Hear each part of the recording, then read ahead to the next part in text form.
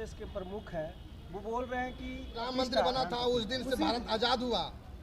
देखिए, सबसे पहले आप लोगों को बता दें कि जिसका नाम ले रहे हैं उसको तो पहले इतिहास के गुना भाग पता ही नहीं है कि इतिहास होता क्या है। रहा वो बोल रहा है कि 2024 में ये भारत देश आज़ाद हुआ, राम के प्राण डाला गया तब। तो मैं उनसे पूछना चाहते हैं कि आप ही ने सावरकर को मारने वाले लोग हैं जी, आप ही ने गोडसे को मारने वाले लोग हैं, आप ही ने गांधी को मारने वाले लोग हैं। तो आप कह रहे हैं कि 2024 में भारत आज़ाद हुआ है, तो 1947 में जो आज़ादी हुआ था वो तो फिर नकली है ना, ये मोहन भागवत के द्वारा तो फिर नकली है ना जी। ये लोग बीजेपी वाले और आरएस वाले, इनको गुना भाग पता ही नहीं है। कंगना कहती है जो आई है नाचते नाच तो क्या कर रही है कि 2014 में भारत आजाद हुआ है। उसके बाद ये क्या बोल रहा है मोहन भागवत, सुनिए सांसद तो क्या है, सुनिए गलत पढ़ाइएगा इतिहास। संसद क्या है, वो देश उसका पावर से चल रहा है कि देश हमारा बाप के लिखा हुआ संविधान से चल रहा है, ना कि नचनिया कंगना से चल रहा है। और तो उल्टा सीधा संविधान और इतिहास बताओगे तो यहाँ समतामूलक संग्राम दल यहाँ झंडा गाड़ने के लिए आया है। और सही मायने में भ्रष्टा पदाधिकारी हो चाहे एमपी एमएलए और यहाँ के सरकार हो, उसको सही संविधान और इतिहास बताने के लिए ही समतामूलक संग्राम दल आया। क्या सांसद है, क्या उसका बाप क्या है, सम्मान क्या सम्मान है, क्या सम्मान है, क्या सम्मान है, क्या सम्मान है बताइए ना। तो आप नचनिया बोलिएगा उनको भाई, तो क्या है, क्या था पहले, क्या था, क्या कर रहे थे लोग,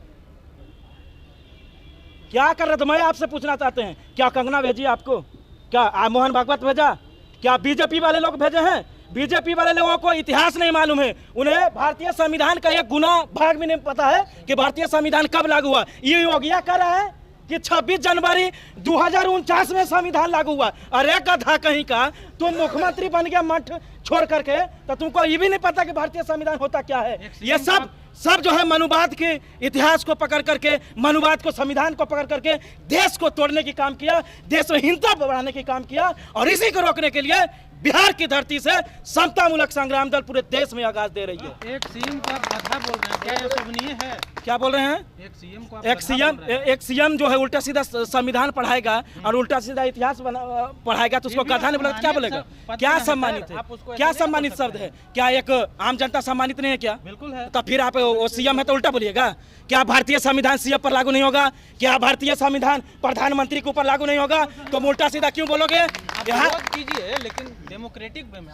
मैं आपसे पूछ रहा हूँ ना, तो गलत है ना। सुनिए ना, बीजेपी वाले लोग पहले अपने मुंह में मुंह मिला ले, मोहन भागवत को बैठा कर, कंगना को बैठा करके, और योगी, अमित शाह और मोदी को, ये लोगों तो पता नहीं है कि भारतीय संविधान कब लागू हुआ और देश आजादी कब हुआ। और ये लोग झूठ मूठ के कहते हैं हम सावरकर को मानने वाले लोग हैं, हम गांधी को मानने वाले लोग हैं। तो भाई उनकी लिखित हुई किताब है उसे भी पढ़ लो यार। रुचि त्रिपाठी बोली थी कि ललन टॉप पे कि 99 साल के लीज पर मिली है आजादी।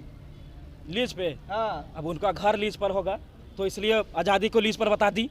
हमारे महापुरुषों ने, सुन लीजिए, हमारे महापुरुषों ने 1919 रौलट एक्ट, काला कानून को विरोध करने के लिए जब जलियांवाला बाग हत्याकांड हुआ था तो ही उधम सिंह ने 21 साल तपस्या करके जनरल डायर को लंदन में घुस करके उसके छाती में गोली मारने के काम किया। और यह जाहिलों के नाम बेकार ले रहे हैं हमारे पास। हमारे बाप दादाओं ने, हमारे महापुरुषों ने इतिहास बनाने के काम किया है और इस देश और राष्ट्र को बचाने के काम किया। ये लोग तो देश को बेचने और बांटने की काम कर रहे हैं। आप बेकार में जो है मोहन भागवत की बात कर रहे हैं, अब बेकार में कंगना की बात कर रहे हैं, बेकार में योगी की बात कर रहे हैं, अब बेकार में ये लीज पे जो घर चल रहा है, लीज पे जिसका गाड़ी चल रहा है, वो बात कर रहा है कि देश जो है लीज पे आजाद हुआ है। बताइए ये क्या देश चलाएगा? ऐसे ऐसे जाहिलों को।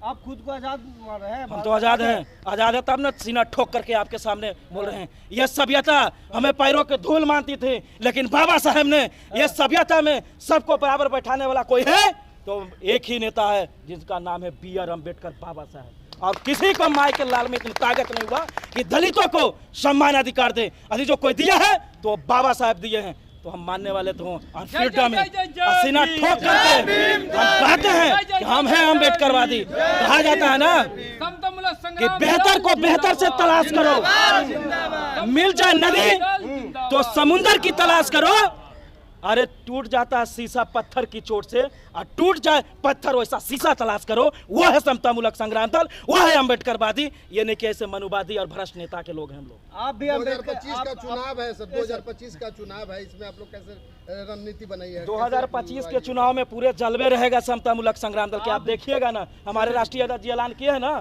कि गांधी मैदान में हम लोग आंदोलन करेंगे, महाबर रैली करेंगे, और देखिएगा आप कि कैसे भूत चाल आती है। तारीख क्या होगी? क्या गांधी मैदान में जब 12 अप्रैल का होगा समतामूलक संग्राम दल के रात्रि रात्रि में करिए। जी जी 200 यूनिट फ्री बिजली और जो है 500 रुपया में गैस देने का वादा कर रहे हैं कि पार्टियां, इसमें आपका क्या तो राय है? पहले भी तो उनकी सरकार रही है ना, जो पार्टियां जो है 200 यूनिट या गैस की देने की वादा।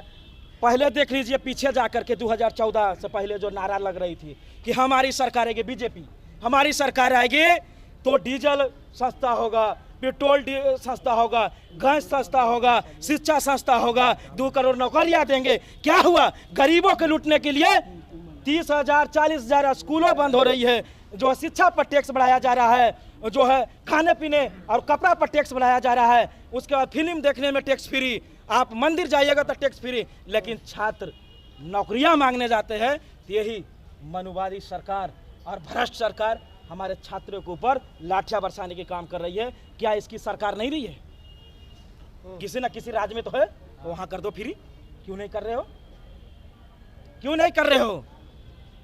ये सिर्फ दलितों और यहाँ के बिहार वासियों को ठगने के काम चल रहे हैं। पर्ची बता दीजिए। मेरा नाम संजय भारती हुआ, मैं समतामूलक संग्राम दल का प्रदेश सचिव सालालंदा पटना जिला प्रभारी।